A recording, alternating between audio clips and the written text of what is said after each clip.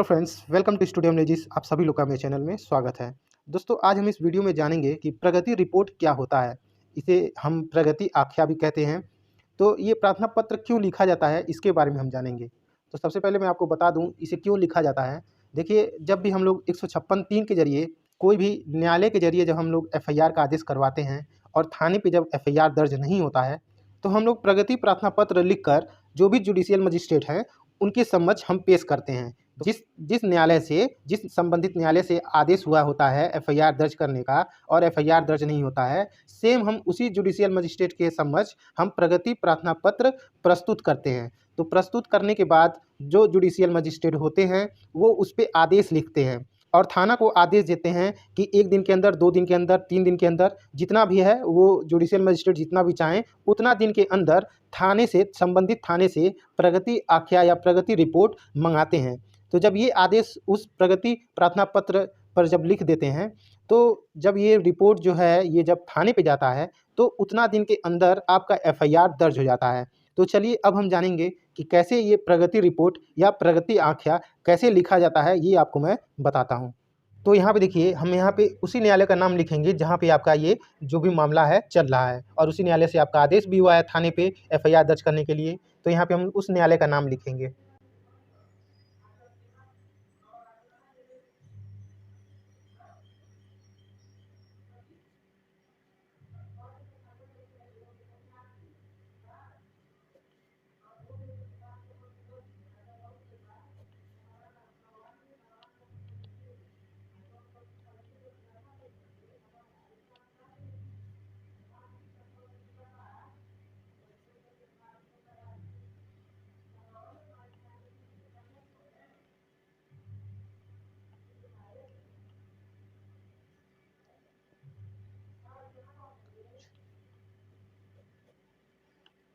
अब यहाँ पे जो प्रकीर्ण वाद संख्या है, आप 156(3) के जरिए एफआईआर का आदेश कराए हैं थाने पे दर्ज करने के लिए, तो यहाँ पे प्रकीर्ण वाद संख्या होगा।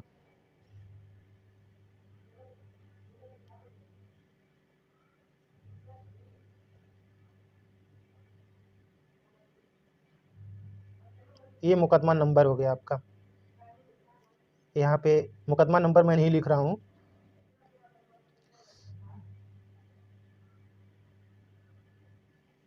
हो गया। फिर आप बीच में ऐसे एक लाइन खींच देंगे और यहाँ पे जो नाम बनाम है, जो जो मुकदमा चल रहा है उसका नाम बनाम क्या है यहाँ पे लिख देंगे आप। जैसे कि मान लीजिए यहाँ पे लिखेंगे आप मोहनी देवी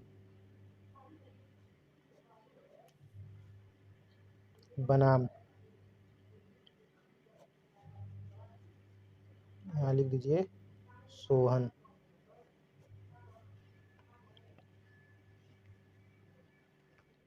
यानी कि जो मोहिनी देवी हैं ये प्लेंटिफ है और ये जो सोहन है ये डिफेंडेंट हैं।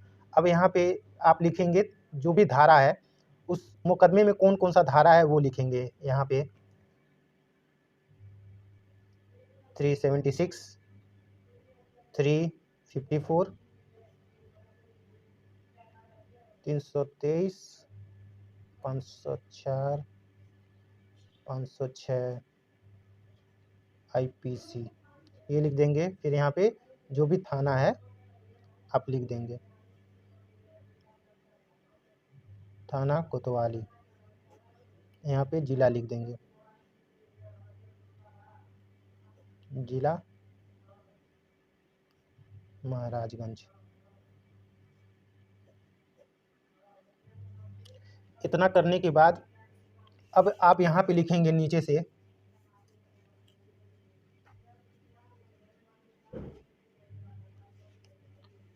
प्रार्थना पत्र वास्ते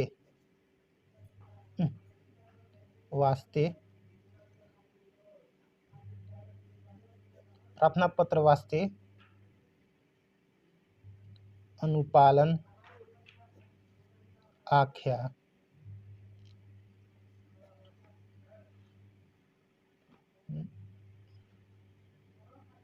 न्यायालय न्यायालय की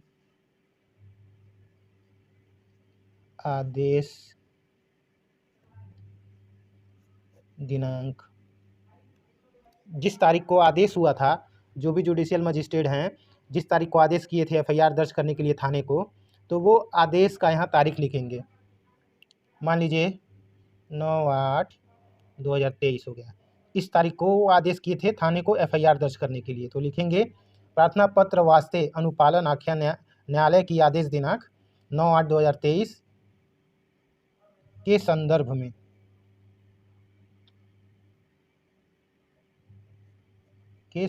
में। अब यहाँ पे लिखेंगे आप यहाँ से सेवा में।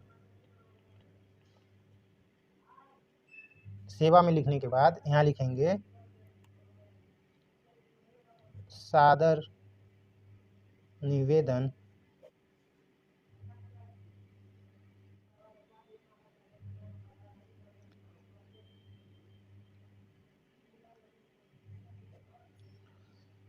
सादर निवेदन है कि उपरोक्त के संदर्भ में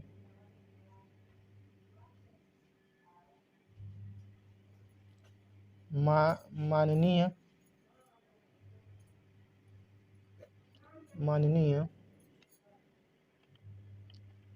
न्यायालय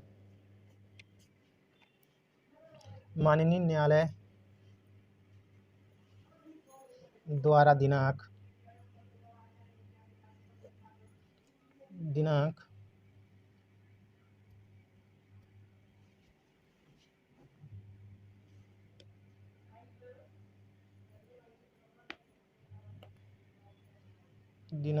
9/8/2023 को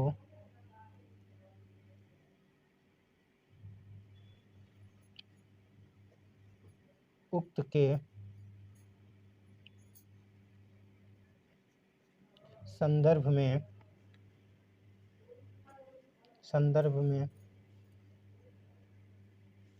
एफआईआर दर्ज करने हेतु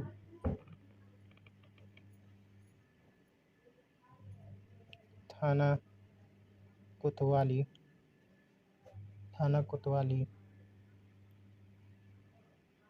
जनपद महाराजगंज को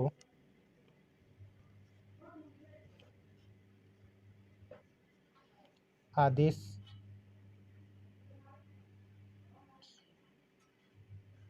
किया गया था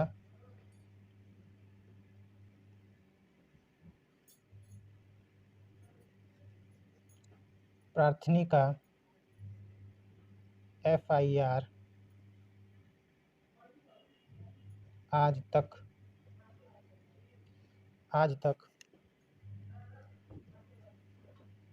थाना कोतवाली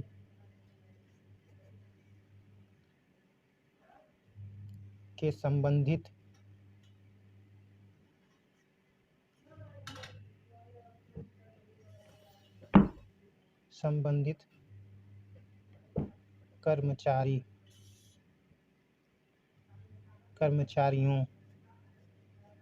कर्मचारियों द्वारा एफआईआर दर्ज नहीं किया गया है। अब ये लिखने के बाद यहाँ पे लिखेंगे आप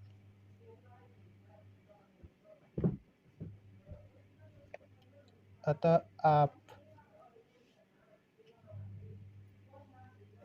श्रीमान जी से निवेदन है कि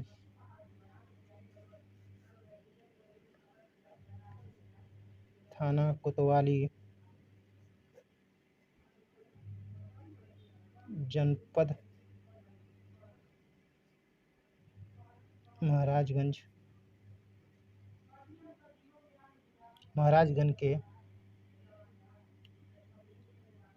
प्रभारी प्रभारी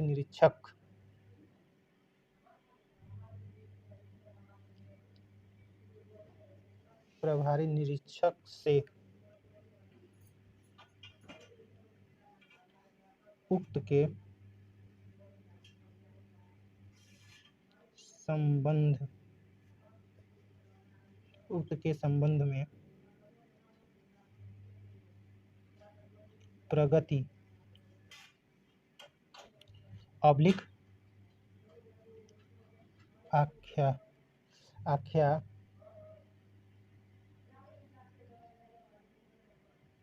मंगाए जाने हेतु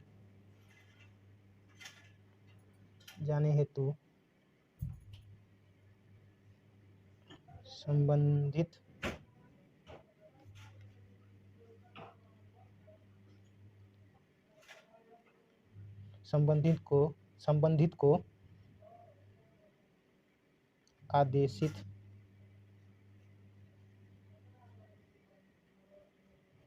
करने की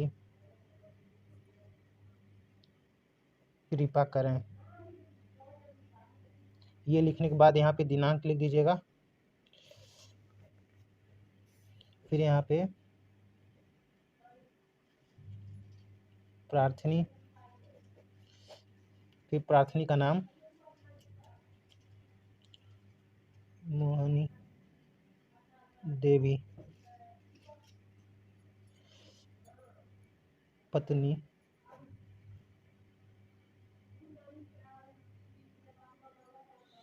सनोज।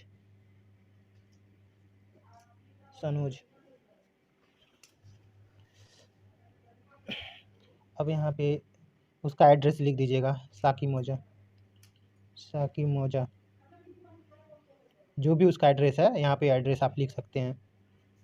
फिर यहाँ पे जो एडवोकेट साहब हैं, यहाँ पे अपना सिग्नेचर कर देंगे। ये आपका तैयार हो गया प्रगति रिपोर्ट, या हम कह सकते हैं प्रगति आख्या।